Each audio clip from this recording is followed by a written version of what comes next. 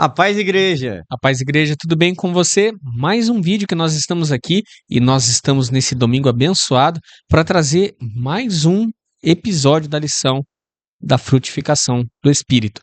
O tema de hoje fala a respeito do discipulado nos evangelhos. É uma lição meio temática mesmo de como que Cristo fez para pegar 12 homens incapazes de levar o evangelho e orientou a eles na maneira correta, né? Nós temos perdido o foco de ensinar outros como Cristo nos ensinou. Como que nós fazemos a missão do evangelho? Seguindo os passos de Cristo. Sendo o espelho dele. E nós não temos feito esse passo, na verdade. Se nós pegarmos o gancho daquilo que Jesus nos ensinou e ensinar para os outros, nós faremos discípulos assim como ele, que é a missão que ele deixou para nós. Amém. Antes da gente ler o texto base, nós vamos fazer uma oração. Eu convido você a fechar seus olhos e ore conosco. Senhor nosso Deus, nosso Pai, mais um dia diante da Tua presença, mais um domingo. Eu não sei em que momento seu filho está vendo esse vídeo, se é de manhã, de tarde ou de noite, se é um domingo, mas ensina o meu Pai a ser um discípulo amado, ensina o meu Pai a fazer discípulos, assim como o Senhor comissionou aqueles 12, nos comissione também e nos ajude a comissionar o próximo, assim como o Senhor fez conosco. Nós te agradecemos em nome de Jesus. Amém. Amém. Vinícius, lê o tema pra gente. Está em Marcos, capítulo 1, verso 17. E Jesus disse: Sigam-me, e eu os farei pescadores de homens. Apesar de Cristo ter chamado apenas 12 homens, a missão do discipulado não terminava nos 12. Né? Jesus ele trouxe para perto de si 12 homens. Mas será que Deus queria que apenas 12 fizessem a mensagem do ID? Ele continua em nós. Só que a nossa dificuldade é criar discípulos a partir de nós. Ele queria que a gente transmitisse tudo aquilo que ele tinha passado pra gente para outras pessoas. Mas nós temos dificuldade de transmitir a missão do discipulado. Fazer discípulos não é fácil. É difícil. A lição de hoje vai expor de maneira temática os passos para nós produzirmos discípulos. Qual que é o primeiro passo, Gu? Vamos lá. Passo 1. Convite. Nesse tempo de Cristo, Vini, existiam muitas pessoas, né, viajantes, pessoas distintas, diferentes, que eles passavam em algumas aldeias com algum tipo de aprendizado, algum tipo de lição, porque o conhecimento sempre foi algo muito rico. O conhecimento era algo muito caro para ser adquirido. Então, não é como hoje que você tem aí a tela do seu celular e você aprende fácil. Não é como você que hoje vai na sua escola, se matricula e tem o ensino de forma gratuita. Mas nesse tempo de Cristo, o ensino era caro e era uma missão desafiadora você aprender. Então, haviam mestres, né? Os rabis da época, Mestres das leis. passavam e não só judeus, né? Não só Uma Maria fedida, cara. mata, bate. Era. Maria fedida, só que preta. Perdemos o fio da meada, né? Não, ele vê o bichinho dele corta. Daí a gente fala assim: tivemos um probleminha técnico aqui. Voltando agora. Nesse tempo de Cristo, haviam muitas pessoas interessadas em passar nas aldeias, passar nas regiões, e eles levavam os jovens para aprender um determinado ensino, né? Então, nós conhecemos histórias de lutadores japoneses que passavam e ensinavam uma arte marcial, ou religiões diferentes do cristianismo, religiões diferentes do judaísmo, que nós vemos pessoas levando jovens para aprender aquela determinada cultura, e os jovens deixavam mesmo seus pais, deixavam a sua tribo e seguiam, porque o ensino era caro, e se alguém estava se dispondo a ensinar alguma coisa, como o ensino ele era muito glamourizado, a pessoa deixava aquela vida secular ali, aquela vida Para que de pudesse aprender. pescador, aquela vida de agricultor, para aspirar a alguma coisa nova. Quando Jesus chega, né, que ele se diz rabi, mestre, e convida os 12, eles achavam que poderia ser algo nesse sentido, né? Ah, uma pessoa que está levando um novo jeito de entender a palavra de Deus, vamos seguir então, porque o ensino realmente era difícil. Só que na época eles não sabiam que Jesus era Jesus mesmo. Era Cristo, ele se dizia Cristo, vamos seguir, vamos ver o que vai dar.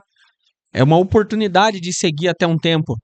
Até porque quando Jesus fala, né, se vocês, né, Seres meus imitadores? não, aquela parte que Jesus fala assim, olha, quem dizem que eu sou? Olha, dizem que você é Elias ou um dos profetas.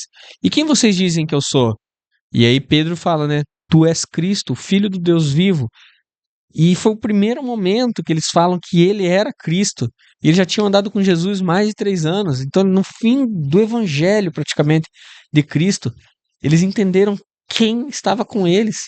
Praticamente aos 33 anos de idade. Entendeu? Então, assim, é muito difícil você parar para imaginar a maneira com que Cristo ensinou esses 12.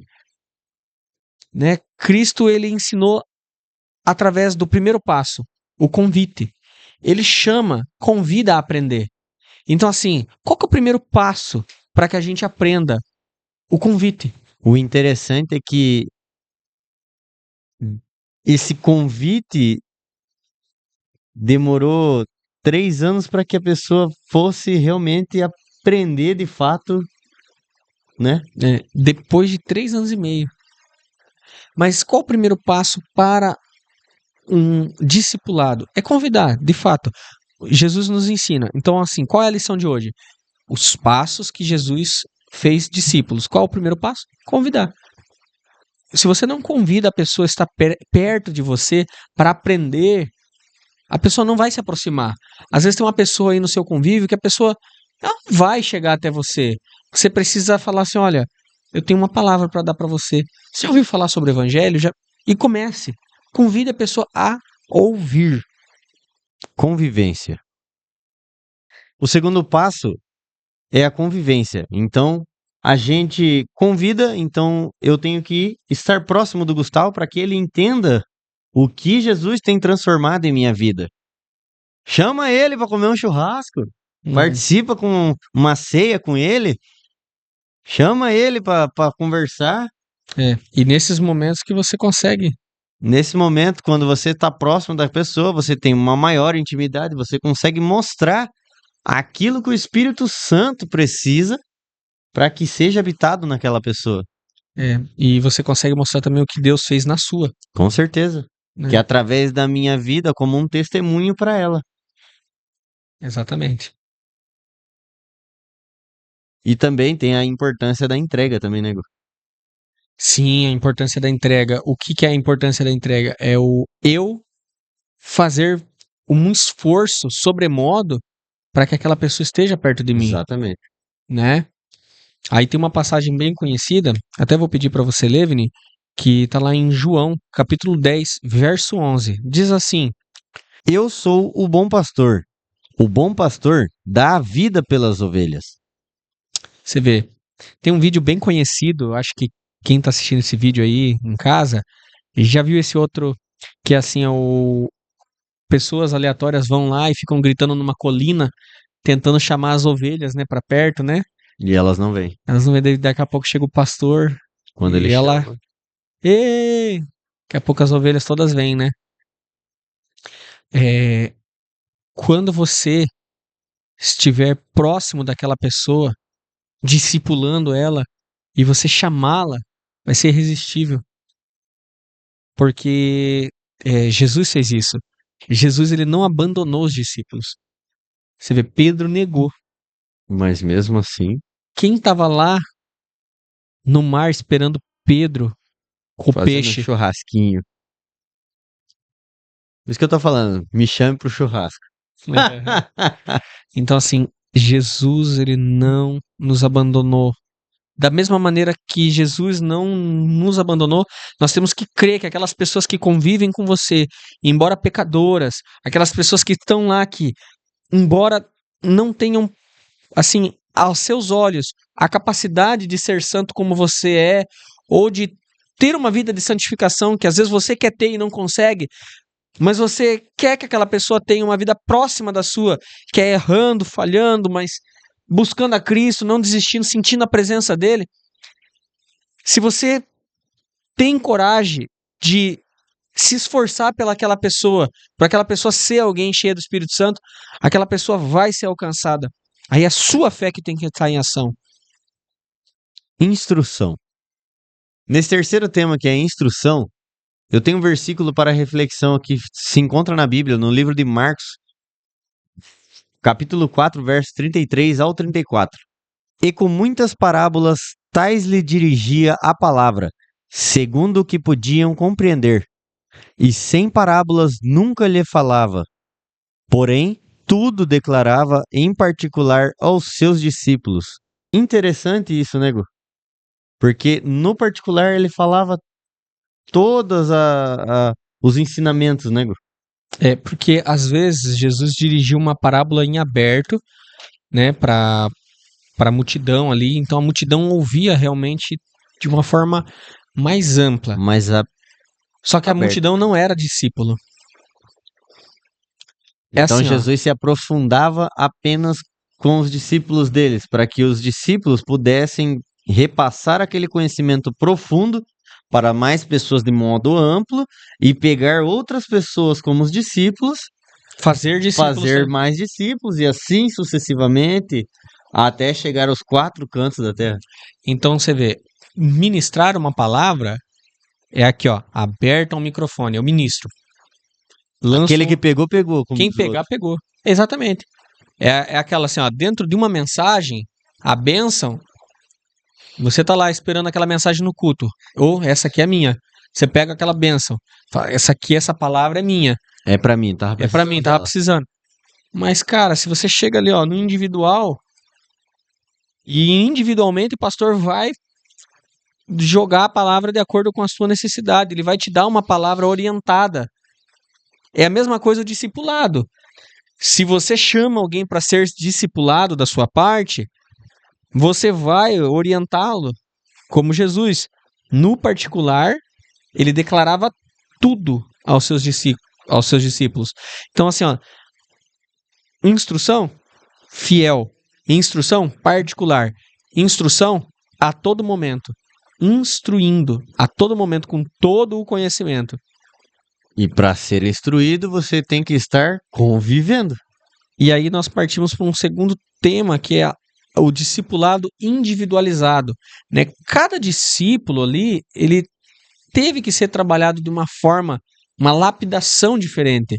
Porque né? cada um era de uma forma diferente. Cada um um era de uma pescador, o outro era cobrador de Agricultor. imposto. E assim sucessivamente. Cada pessoa tem uma cultura. Então você não pode.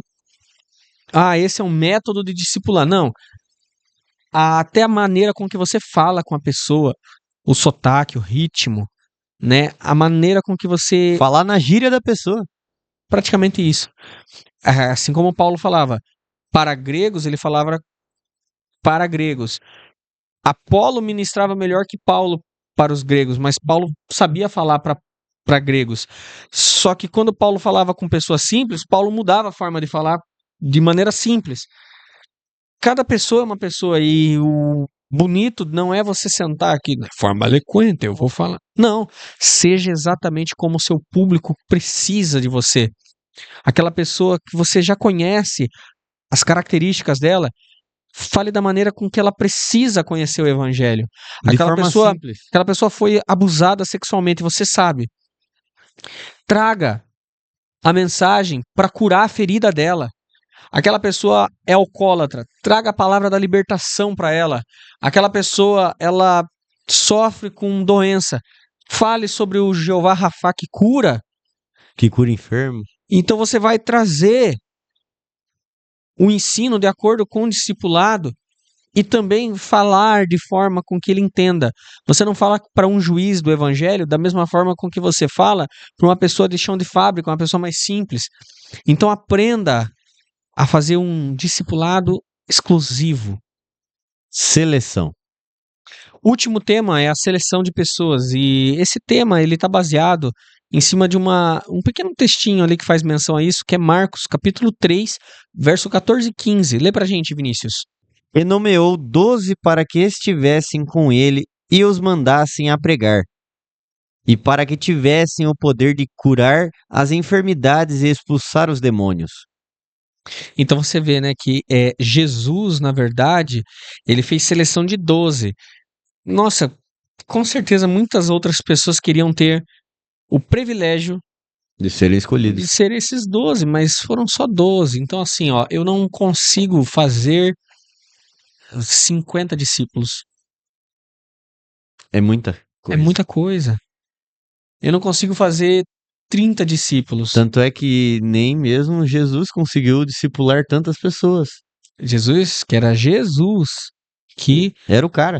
comia com eles, que dormia no mesmo lugar que eles dormiam, caminhava com eles, só escolheu 12. E nós acabamos de falar aqui que ele pregava para multidões de forma aberta. E para seus discípulos. Até ele ministrava ali de uma certa relevância para alguns ali mais próximos, né?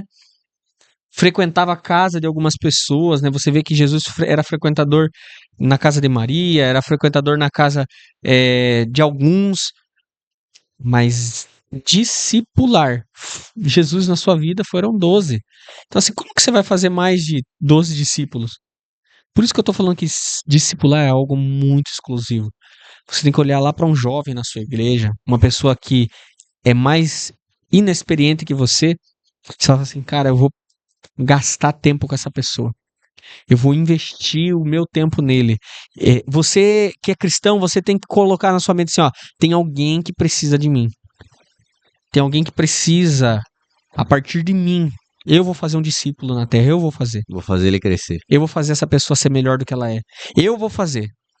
Deus me ajuda. Me ajuda, Pai, a dar a orientação que é necessária. Me dê sabedoria. Me dá sabedoria. Abre a minha mente. Eu preciso colocar essa pessoa aqui, ó, num rumo para que ele seja maior, melhor do que eu. Você vê que Jesus disse: vocês farão obras maiores do que eu. Ele sendo Deus, ele disse: eu vou fazer vocês, meus discípulos, farão obras maiores que as minhas.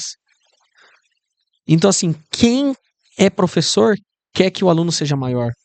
Então, olha lá para um jovem na sua igreja, alguém que você vê que tem capacidade. Olha para um irmão que tem a mesma idade que a sua. Fala assim: esse cara tem o dom, ele tem a capacidade, ele vai ser melhor do que eu. Olha para uma pessoa que é mais velha que você, mas tem capacidade e desenvolve ela.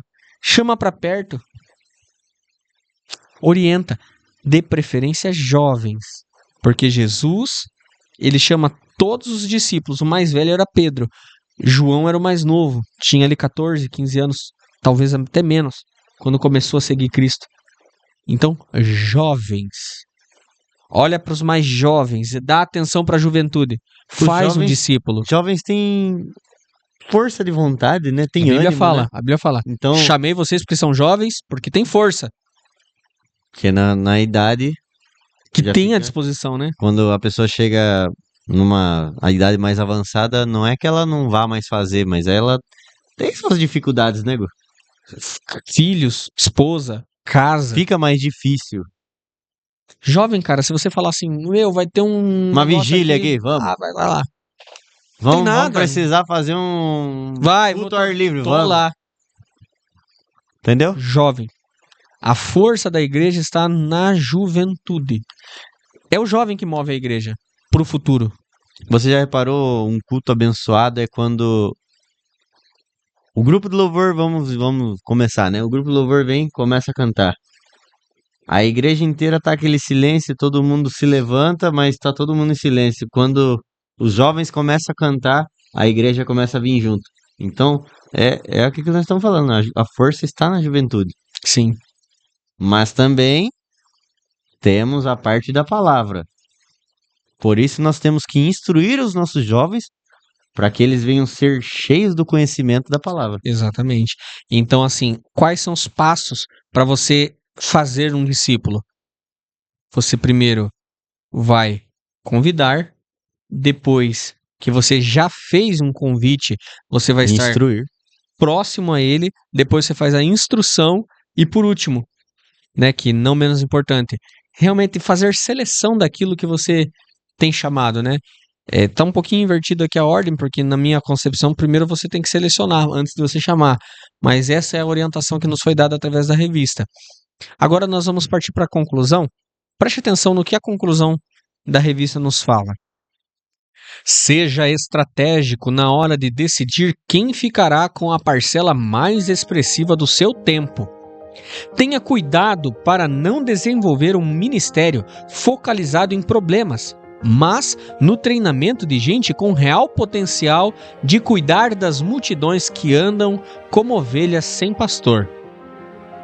Quando encontrar pessoas que sejam submissas, ensináveis, famintas por Deus e apaixonadas por almas, invista o melhor do seu tempo nelas, e você verá a abrangência de seu ministério ultrapassando limites antes inimagináveis. Porque seleção, ou processo seletivo, não tem nada a ver com o favoritismo ou parcialidade, mas com o desencadear do processo de fazer discípulos de todas as nações. Você influencia muitos, investindo em algumas pessoas e deixando-as influenciarem as demais. Bom, muito interessante essa conclusão, né, Gu? Muito interessante. Então a gente tem que pegar uma pessoa, focar nela e ir até o final. e ir até o final. Lembrando, pessoal, que essa lição de hoje vai ser dividida em duas partes, porque ela É muito extenso o muito conteúdo. extenso o conteúdo, então são duas partes, tá? Domingo que vem você é convidado a estar aqui de novo e aprender mais um pouquinho dessa palavra. Então fique com Deus, que Deus frutifique abençoe. a vida. Sim, e que Deus abençoe essa semana na sua vida, tá bom, meu querido? Não se esquece, curte aqui embaixo, compartilha. Olha lá no Instagram que todos os dias está tendo mensagem bíblica sendo publicada, quiz de questionamento sobre a lição. Então, não se esquece, olha lá o Instagram. É isso aí. Pessoal, Vale louvar, hein? Deus abençoe você, sua casa e seus projetos. Fiquem com Deus. Até o próximo vídeo.